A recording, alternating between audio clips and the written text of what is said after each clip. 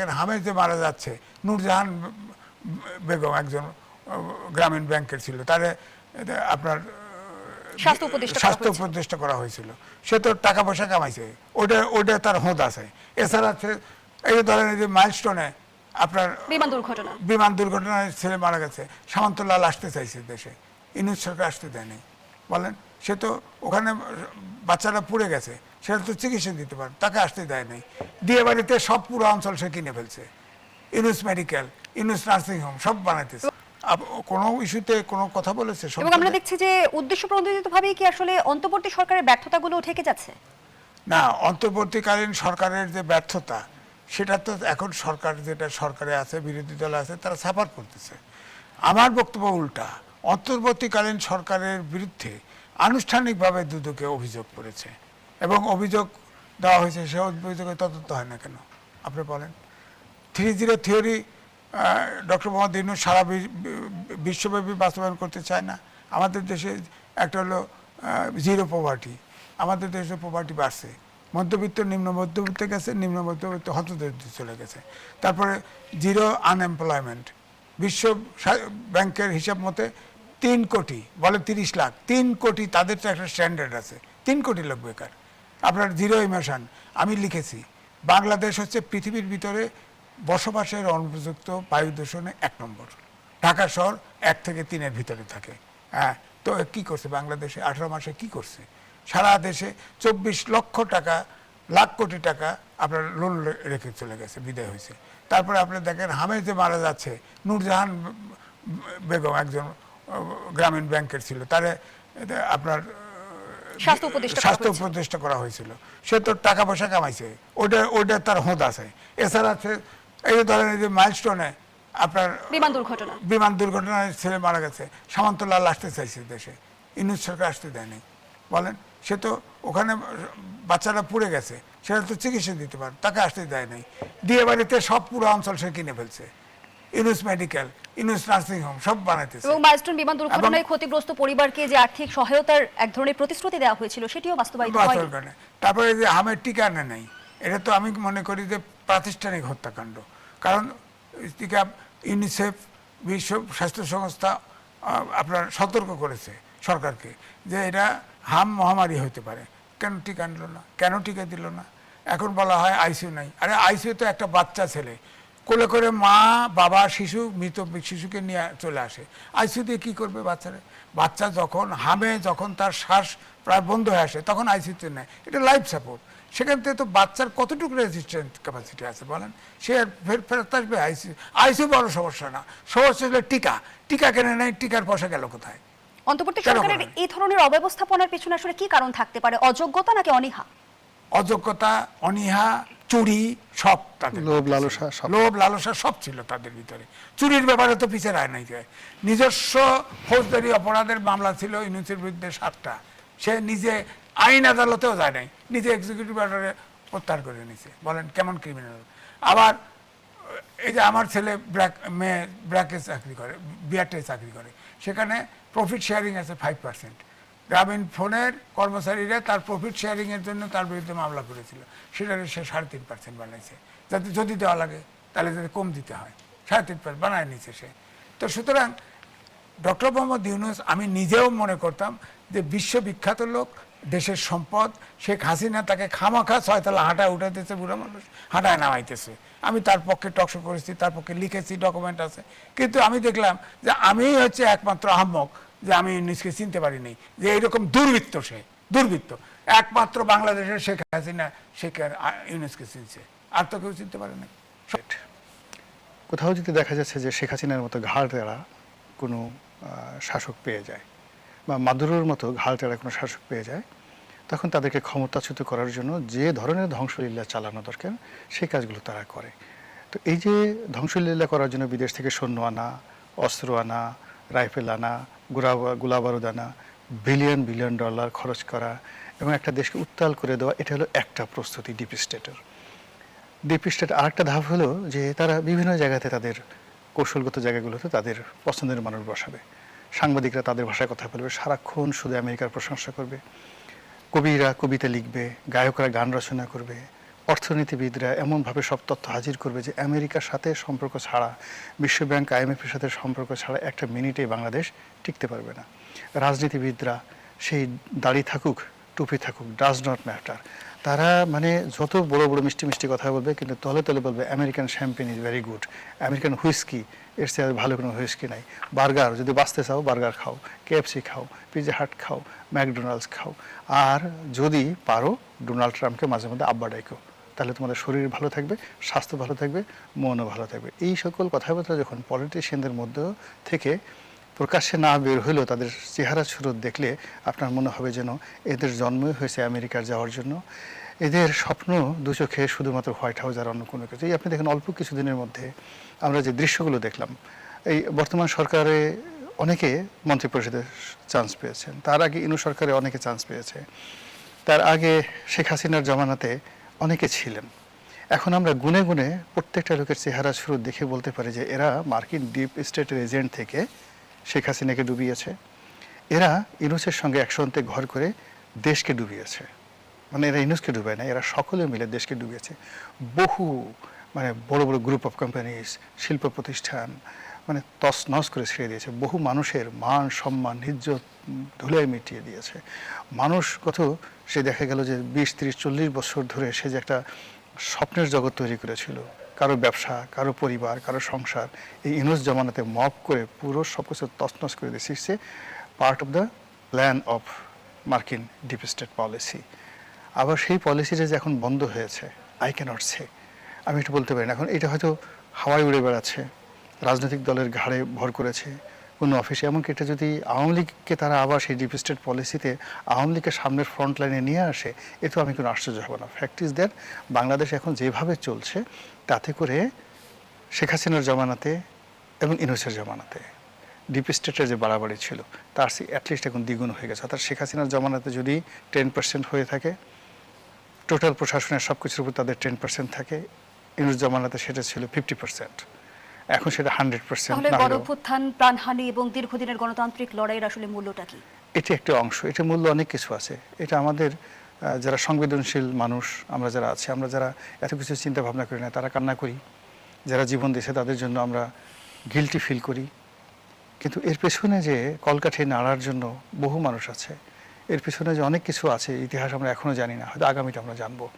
এর পেছনে কত মীর জাফর আছে, কত জগৎ, কত রাজবল্লভ আছে, আমরা এখনো পর্যন্ত মানে এটা বের করতে পারিনি। সময় আসলে এগুলো সবই বের হয়ে যাবে। ফলে কি হলো,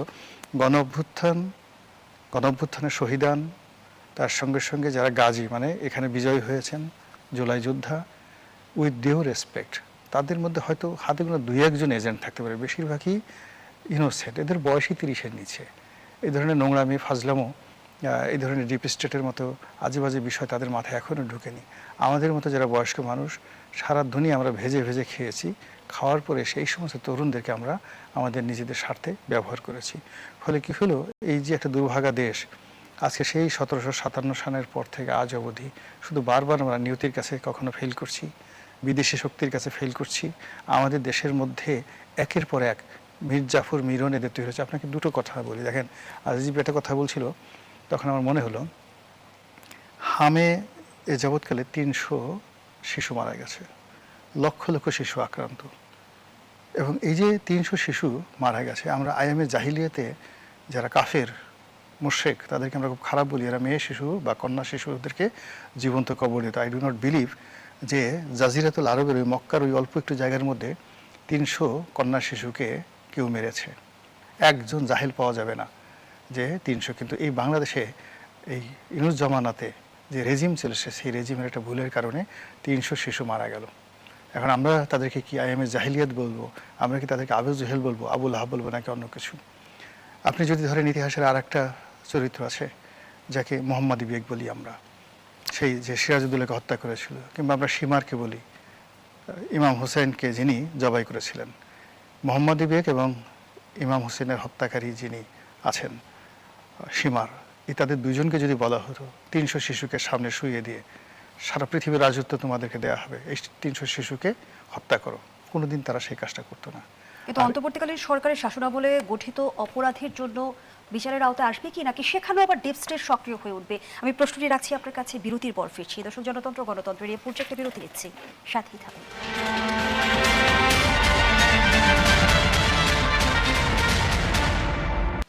আবার আমন্ত্রণ, দেখছেন নিউজ 24 নিয়মিত আয়োজন জনতন্ত্র গণতন্ত্র, নিবেদন করছে আড়াইসিএল স্টিল। আমরা আবারও ফিরছি আলোচনায়। জনাব গোলাম মোল্লা রনি, যে প্রশ্নটি রেখে বিরতিতে গিয়েছিলাম, অন্তর্বর্তীকালীন সরকারের সময়ে গঠিত অপরাধগুলোর বিচার হবে কি?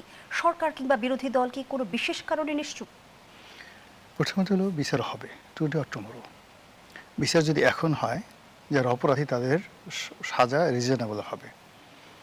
কিন্তু এই বিচার যদি পরে হয়, ধরুন 2 বছর পরে বা 10 বছর পরে, ইভেন 20 বছর পরে, এটা আরও নির্মম এবং নিষ্ঠুর হবে।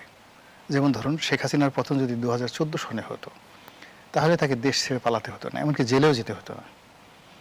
কিন্তু এখন দেখেন কি অবস্থা, তার আশাটা সম্পূর্ণ অনিশ্চয়তা। এখন এই যে হাম নিয়ে অন্যান্য যে বিষয়গুলো নিয়ে যারা অপরাধী, আপনি এই উপদেষ্টা পরিষদের মধ্যে অনেক লোক আছেন, অনেক কর্মকর্তা, অনেকগুলো মানে আমলাদের মধ্যে যারা রিটায়ার্ডে চলে গেছিলেন, তারা এসে এরকম একটা সিন্ডিকেট গড়ে তুলেছিলেন। সেই সিন্ডিকেটের কারণে কি দেখেন কোনো এডিবি বাস্তবায়ন হয়নি ইউনূসের জমানাতে, মানে অ্যানুয়াল ডেভেলপমেন্ট প্রোগ্রাম, বড় কোনো প্রজেক্ট হয়নি।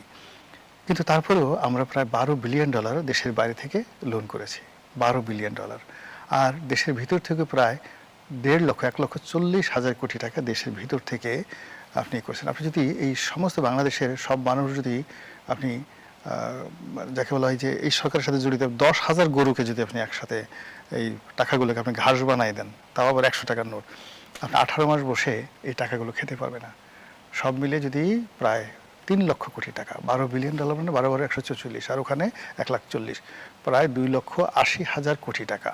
2,80,000 কোটি টাকা একত্র করলে কত টাকা হয়, ইউ ক্যান ইভেন ইমাজিন, আমিও ইমাজিন করতে পারি না। এই টাকাগুলো এরা খেয়ে ফেলেছে এই সময়টার মধ্যে। এখন এরপরে হঠাৎ করে এই যে অন্যান্য লোন প্লাস ব্যাংকের যে খেলাফি ঋণটা, এক লাফে 2 লক্ষ কোটি টাকা থেকে, বা শেখ হাসিনা রেখে গেছিল 1.5 লক্ষ কোটি টাকার মতো, সেই 1.5 লক্ষ কোটি টাকা থেকে এটা মুহূর্তের মধ্যে জাম্প মেরে 5.5 লাখ কোটি টাকাতে চলে গেল। ব্যাংক খেলাপি ঋণ কীভাবে হলো এটা? How it is possible? Bank থেকে এই যে 5টা ব্যাংকগুলো তারা করলো করে, এই ব্যাংকে প্রথমে 20,000 কোটি টাকা দেওয়া হলো, তারপরে আবার 30,000 কোটি টাকা। তার মানে অন্তর্বর্তীকালীন সরকারের শাসনামলেও লুটপাট হয়েছে। মানে লুটপাট কি, এখন তো মানে 18 মাসে তারা যে লুটপাট করেছে, শেখ হাসিনার জামানার 18 বছরের লুটপাটকে আপনি মিলাতে পারবেন না। মনে হচ্ছে বেশি, তুলনামূলকভাবে মনে হচ্ছে এই আমলে বেশি লুটপাট হয়েছে। অসংখ্য ধন্যবাদ জানাচ্ছি জনাব গোলাম মোল্লা রনি। জনাব এম এ আজিজ, যুক্তরাষ্ট্রের সঙ্গে বাণিজ্য চুক্তি বাতিলের দাবিতে ঢাকা বিশ্ববিদ্যালয়ে মশাল মিছিল হলো, কিন্তু বাণিজ্য মন্ত্রী যেমনটি বলছেন, দুটি রাষ্ট্র চুক্তি করলে চট করে পরিবর্তন করা যায় না। আবার অধ্যাপক আনু আহমদ বলছেন যে আমরা ট্রাম্পের আদেশপত্র মানতে বাধ্য নই। সব মিলিয়ে এই চুক্তি থেকে বেরোবার কোনো পথ আমাদের রয়েছে কিনা? দেখেন, রাষ্ট্রের সাথে রাষ্ট্রের চুক্তি, আমার বক্তব্য হলো এই চুক্তি সম্পর্কে তো আমি হোয়াইট হাউসের ওয়েবসাইট থেকে টেনে বের করে লিখেছি, রিপোর্ট ছাপা হয়েছে। আমাকে একজন টেলিফোন করেও বলেছে, আমি কিন্তু চুক্তি তো বাস্তবায়ন হয়ে গেছে। কারণ চুক্তির ভিতরে একটা যেমন ছিল যে মার্কিনদের কাছ থেকে, যুক্তরাষ্ট্রের কাছ থেকে আপনার বোয়িং কিনতে হবে। 14টা বোয়িং কিনে ফেলেছে, অথচ এয়ারবাস কেনার কথা ছিল ফ্রান্সের কাছ থেকে। বলা আছে চুক্তিতে বিমান কিনতে হবে যুক্তরাষ্ট্রের, বোয়িং কিনতে হবে, ফ্রান্সের ওটা কেনা যাবে না। হ্যাঁ, তো তাহলে কি দাঁড়ালো? চুক্তি বাস্তবায়ন হয়ে গেছে। চুক্তি তো আপনি কন্ট্রাক্ট অলরেডি এগ্রিমেন্ট স্বাক্ষর করে ফেলেছে, এবং আমি প্রমাণ দিতে পারবো না। সেখানে তো সবার সম্মতি নেই। পররাষ্ট্রমন্ত্রী বলছে তো যে সব দলকে জিজ্ঞেস করেই এই চুক্তি আলাপ করেই চুক্তি করা তো জামায়াতের আমির অস্বীকার করেছেন, তিনি বলেছেন অস্বীকার করেছেন, তিনি কিন্তু আজ বলেছেন যে সব চুক্তিকে বাস্তবতার আলোকে দেখার পক্ষে জামায়াতের আমির। তার মানে কি দাঁড়ালো? তার মানে হচ্ছে চুক্তি মেনে নেন, চুক্তি মেনে নেন। তার মানে প্রমাণ হলো আগে যে বলছিল একবার ডিনাই করছে, এটা সত্য কথা বলে নাই, উনি মিথ্যা কথা বলেছে। এখন বলছে মিথ্যা বলার পিছনে কি কারণ থাকতে পারে? কারণ হচ্ছে সে জানে এখন কালে বাস্তবতার আলোকে, অর্থাৎ তিনি এই চুক্তি করার পক্ষে ছিল, বোঝা যাচ্ছে। সেটা যে পররাষ্ট্রমন্ত্রী যেটা বলছিল সেটাই ঠিক আছে, কারণ দল জানে চুক্তি প্রশ্ন ওঠে না কেন, পার্লামেন্টে আলোচনা হয় না কেন বলেন? এই চুক্তি জামাতের আমির বললে আমার দাবি যাবে বলেন আপনি? আমাদের রপ্তানি, তৈরি পোশাক রপ্তানি যা হয় তার 80%। এখন আমাদেরকে তাদের তুলা এবং সুতা কিনতে হবে তাদের। আমরা অল্প পয়সায় তুলা কিনি হলো ভারত থেকে, চীন থেকে, দক্ষিণ আফ্রিকার থেকে অল্প কাছাকাছি থাকে। ওদের ওখানে প্রতি কেজি হচ্ছে $1 করে বেশি, তা আমাদের গার্মেন্টস বাঁচবে কী করে? তারপরে ধরেন এই যে আপনার তৈরি পোশাকের যে আপনার ফ্রান্সের মেধাসত্ব পর্যন্ত, যে এখন যে আমেরিকার যে জিনিস বাংলাদেশ ইম্পোর্ট করবে, যা দেয় তা নিয়ে প্রশ্ন তোলা যাবে না। এবং মেধাসত্ব হলো, আগে আমরা জানি আমাদের দেশে সব বলেন ধান টান সব কিছু, আগে ধান থেকে ধানের বীজ তৈরি করা হতো না, এটা করা যাবে না, সব আমেরিকার থেকে আনতে হবে, তার কাছে বন্দি। আপনি বলেন সবচেয়ে ভয়ঙ্কর হচ্ছে যে আপনি আমেরিকা যেখানে নিষেধাজ্ঞা দিবে এবং যে দেশের সাথে যে সম্পর্ক তৈরি হবে সেই অনুযায়ী বাংলাদেশকে অ্যাক্ট করতে হবে। বলেন তো দেখি, চীনের কাছ থেকে সস্তা দামে কোনো অস্ত্র কেনা যাবে না, আমেরিকার কাছ থেকে কিনতে হবে। এইসব সত্য বাস্তবতার আলোকে কি দেখবো আমি?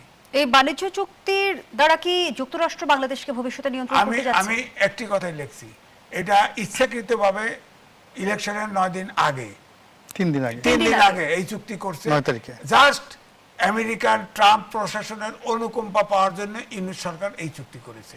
এবং এই চুক্তির ফলে আমেরিকান বয়ে বাংলাদেশ ঢুকে পড়ছে, এর থেকে বেরোনোর ক্ষমতা নাই। এবং আপনি দেখেন যে এই চুক্তির পালার পরে আপনি দেখেন চীনের সাথে কি সম্পর্ক হয়, রাশিয়ার সাথে আমাদের কি সম্পর্ক হয়, জাপানের সাথে কি সম্পর্ক হয়। এগুলো তো, জাপান তো অর্থনৈতিক পরাশক্তি, আমাদের দেশে বিনিয়োগ আছে না। আজিজ, এই আত্মঘাতী চুক্তির পরিফল বাংলাদেশ কতদিন ভোগ করবে? আর একটি প্রসঙ্গ যদি যুক্ত করি, বিএনপি তার নির্বাচনী ইশতেহারে বলেছিল পররাষ্ট্রনীতির প্রতিটি ক্ষেত্রে বাংলাদেশের স্বাধীনতা, সার্বভৌমত্ব, জাতীয় স্বার্থ সর্বাগ্রে প্রাধান্য পাবে। তাহলে এই মার্কিন বাণিজ্য চুক্তি বহাল থাকা বিএনপির নির্বাচনী ইশতেহারের লঙ্ঘন নয় কি? আমার কাছে পররাষ্ট্রমন্ত্রী যে ছিল, ইউনিট সরকারের যে উপদেষ্টা ছিল, সে এই ঘটনাটা কোঅর্ডিনেট করছে এবং সবগুলো রাজনৈতিক দল জানে। যদি না জানতো পার্লামেন্টে কেন উত্থাপন করলো না? আমি যে উদাহরণগুলো দিলাম, মেজর কয়েকটা উদাহরণ দিলাম, আপনি বলেন আমেরিকাও এক জায়গায় নিষেধাজ্ঞা দিবে, সেখানে বাংলাদেশেরও সেইভাবে কাজ করতে হবে। সাবেক উপদেষ্টা আমরা দেখছি বর্তমান পররাষ্ট্রমন্ত্রী, এখানে কোনো সমীকরণ রয়েছে কিনা? হ্যাঁ, বুঝিনি। সাবেক উপদেষ্টা ডক্টর খলিলুর রহমান, হ্যাঁ, বর্তমান পররাষ্ট্রমন্ত্রী, এখানে কোনো সমীকরণ রয়েছে কিনা? আমার তো মনে হয় তাকে হায়ার করা হয়েছে আমেরিকার আগ্রাসনতে বাঁচতে গিয়ে, কিন্তু আমেরিকান বলা এসে ঢুকাই দিছে। তার কাছে সে আমেরিকান নাগরিক, আমেরিকার পারপাস সার্ভ করছে। এখন দেখেন না, জামাতে বলে যে বাস্তবতার নিরিখে চুক্তি দেখতে হবে। বলেন, যার এটার প্রতিবাদ করার কথা, পার্লামেন্টে প্রতিবাদ করার কথা, আন্দোলন করার কথা, সে কয় বাস্তবতার আলোকে এটা দেখতে হবে। বলেন, অর্থাৎ তারাও জানে, অর্থাৎ এই চুক্তির ফাঁদে বাংলাদেশকে ফেলে দেওয়া হয়েছে। আমরা ফাঁদে পড়েছি। যতক্ষণ পর্যন্ত মার্কিন এই যে পরাশক্তি, এটার যতক্ষণ পর্যন্ত আপনার অধপতন না ঘটবে ততদিন বাংলাদেশের মুক্তি নেই।